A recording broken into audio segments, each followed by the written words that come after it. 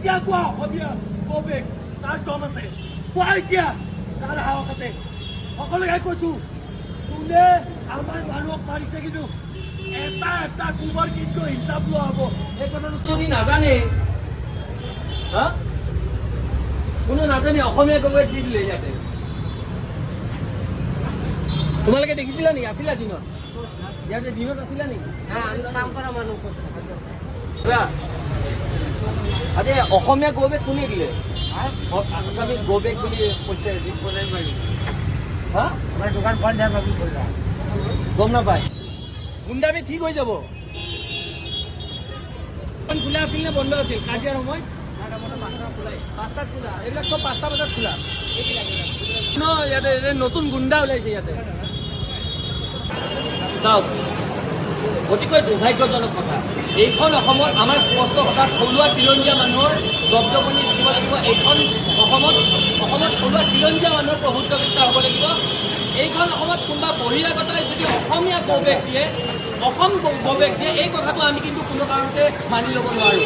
এই যি ঘটনাটো এই ঘটনাৰ মূল কেন্দ্ৰবিন্দু হ'ল আপোনাৰ পিছফালে থকা এই দোকানখন য'ত নিচাসক্ৰিয় দ্ৰব্য তেওঁলোকে আজি বহুত বছৰ ধৰি তেওঁলোকে বিক্ৰী কৰি আপোনাৰ ঠিক আমি কিন্তু হাতত আৰু পিন্ধি ৰখা নাই আছে হেংদাং লোৱা নাই ল'লে হেংদাং ৰক্ষা নাই জয় অসম এটা ঠিক আজি ইয়াতে এতিয়া কোনোবাই অসমীয়া গবেক দিয়ক আমি চাবলৈ বিচাৰিছোঁ কাৰ ইমান দুঃসাহস আছে ইয়াতে কিয় কোনোবাই অসমীয়া আমি ইয়াতে থিয় হৈ আছোঁ এতিয়া 5জন মানুহৰ ওপৰত বৃহৎ সংখ্যক অসমীয়া লোকে তেনেকুৱা ধৰণে প্ৰহাৰ কৰিলে সাংবাদিকক মাৰপিট কৰিলে মূৰ বটাই দিছে সাংবাদিকক ইমান দুঃসাহস এইখন অসমত আৰু আমি কি হাতে হাত ধৰি বহি থাকিম বুলি ভাবিছে কোনোবাই এটা কথা স্পষ্ট যে আমি অসম জাতীয়তাবাদী যুৱ ছাত্ৰলীগে আমি স্পষ্টকৈ ক'বলৈ বিচাৰিছোঁ এইখন অসমত থলুৱা খিলঞ্জীয়া মানুহৰ প্ৰভুত্ব বিস্তাৰ হ'ব লাগিব এইখন অসমত থলুৱা খিলঞ্জীয়া মানুহৰ দপদপনি চলিব আজি দুপৰীয়া ভাগত এই অঞ্চলত এই চেৰাপাতিত যিটো ঘটনা সংঘটিত হ'ল অতিকৈ দুৰ্ভাগ্যজনক কথা আজি কেৱলতে 5-6জন কেইজনমান ব্যক্তিক অসমীয়া ব্যক্তিক এই অঞ্চলৰ কিছুমান অনা অসমীয়া ব্যক্তিয়ে তেওঁলোকে জোৰ জবস্তি তেওঁলোকক মাৰধৰ কৰিছে ইয়াৰ উপৰিও সাংবাদিকক তেওঁলোকক প্ৰহাৰ কৰা পৰিলক্ষিত হৈছে মূৰ ফটাই দিছে ইয়াৰ উপৰিও আমি খবৰ পাইছোঁ যে পুলিচ বিষয়া পৰ্যন্ত আহত হ'বলগীয়া পৰিস্থিতি সৃষ্টি হৈছে এইখন অসমত অনা অসমীয়াসকলৰ দপদপনি ইমান বেছি কেনেকৈ হ'ল আমি এটা কথা স্পষ্টকৈ ক'বলৈ বিচাৰিছোঁ আমি অসমীয়া মানুহ আমি অসমবাসী সকলোকে মৰম কৰোঁ সকলোকে আমি আঁকোৱালি লওঁ কিন্তু আমাৰ যদি সহজ সৰলতা কোনোবাই আমাৰ দুৰ্বলতা বুলি ভাবে আমি কিন্তু শান্ত হৈ নাথাকোঁ এই কথাটো স্পষ্ট আজি যি দুপৰীয়া আগত যি ঘটনা সংঘটিত হ'ল যিকেইজন কাল্পিতে আজি অসমীয়া লোকসকলক মাৰি আহত কৰিলে আজি যি সংবাদকৰ্মীক মাৰি আহত কৰিলে তেওঁলোকক অনতিপলমে কৰায়ত্ব কৰি দৃষ্টান্তমূলক কঠোৰৰ পৰা কঠোৰতম শাস্তি দিয়া ব্যৱস্থা কৰিব লাগিব অন্যথা কিন্তু আমি কিন্তু অসমবাসী ৰাইজৰ সহযোগত আমি অসম জাতীয়তাবাদী যুৱ ছাত্ৰ পৰিষদে এই অঞ্চলৰ সমগ্ৰ যাতায়াত পৰিৱেশ দোকান পোহৰ ব্যৱসায়িক প্ৰতিষ্ঠান স্তব্ধ কৰি দিবলৈ আমি বাধ্য হ'ম আমি কিন্তু এটা কথা স্পষ্টকৈ ক'বলৈ বিচাৰিছোঁ এই যি আমাৰ পিছফালে থকা এই নিচাযুক্ত দ্ৰব্য পোৱা এই স্থানটো এই ভাং বা নিচাযুক্ত দ্ৰব্য পোৱা এই স্থানটোৰ ওপৰত কেন্দ্ৰ কৰি আজি গোটেই কাজিয়াখন সংঘটিত হৈছিল কিছু সংখ্যক লোকে এই নিচাযুক্ত দ্ৰব্য পোৱা এই স্থানটো বন্ধ কৰিবলৈ আহিছিল তেতিয়া এই অঞ্চলৰ কিছুসকল এওঁলোকে পুহি থোৱা এই ভেৰণীয়া গুণ্ডাই সেই কেইজনমান অসমীয়া লোকক বৰ বেয়াকৈ প্ৰহাৰ কৰিলে তাৰ ভিতৰত পুলিচ কৰ্মচাৰী আৰু সংবাদ মাধ্যমৰ লোকসকলেও তেওঁলোকে অন্তৰ্ভুক্ত হৈ আছে আমাৰ কথা এটা স্পষ্ট আমাৰ অসমীয়াৰ ওপৰত যদি কোনোবাই এনেকৈ দপদপনি চলাব চেষ্টা কৰে আক্ৰমণ চলাব চেষ্টা কৰে আমি কিন্তু শান্ত হৈ নাথাকোঁ এইখন অসম আমাৰ অসম এইখন অসমত আমাৰ অসমীয়া থলুৱা খিলঞ্জীয়া মানুহৰ দপদপনি চলিব কোনোবাই বহিৰাগত যদি ভাবিছে আমি মৰম কৰোঁ বুলিয়ে আমাৰ মূৰৰ ওপৰত যদি তাণ্ডৱ নাচিব আৰু আমি চুপচাপ বহি থাকিম এই কথাটো হ'ব নোৱাৰে তেওঁলোকে কেনেকৈ সাহস পালে এইখন অসমত এই গুৱাহাটীৰ মাজমজিয়াত তেওঁলোকে অসমীয়া গৌবেগ দিছে তেওঁলোকে অসম গৌবেগ দিছে ইমান দুঃসাহস ইমান সাহস এতিয়া আমি ইয়াতে উপস্থিত হৈছোঁ অসম জাতীয়তাবাদী যুৱ ছাত্ৰ পৰিষদ এতিয়া কাৰোবাৰ যদি দুঃসাহস আছে আমি স্পষ্টকৈ কৈছোঁ কাৰোবাৰ যদি সাহস আছে এতিয়া কোনোবাই দি দেখাওক অসমীয়া গৌবেগ আমি এটা কথা স্পষ্ট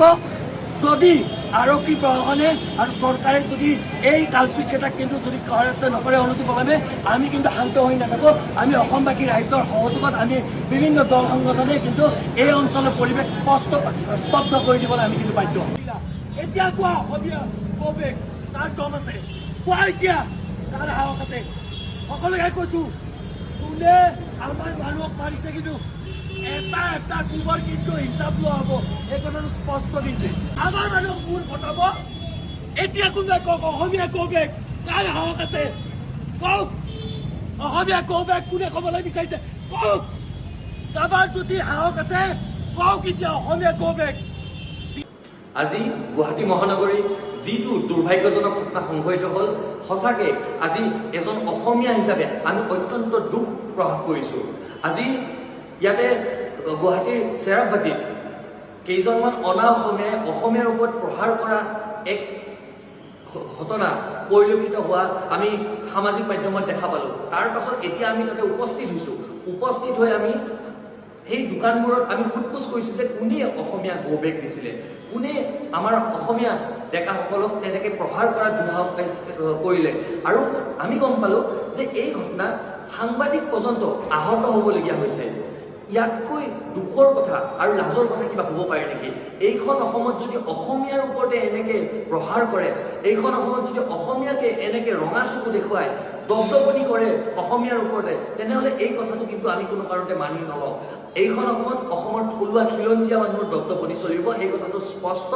আৰু যদি কোনোবাই ভাবিছে যে আমাক ৰঙা চকু দেখুৱাই এইখন অসমত আমি অসমীয়াসকলে সকলোকে মৰমেৰে আঁকোৱালি ল'বলৈ বিচাৰোঁ কিন্তু আমাৰ যিখিনি মৰম আমাৰ যিখিনি সহজ সৰলতাৰ সেইখিনিকে যদি কোনোবাই দুৰ্বলতা বুলি ভাবিছে তেনেহ'লে তেওঁলোকে মূৰ্খৰ চকুত বাস কৰিছে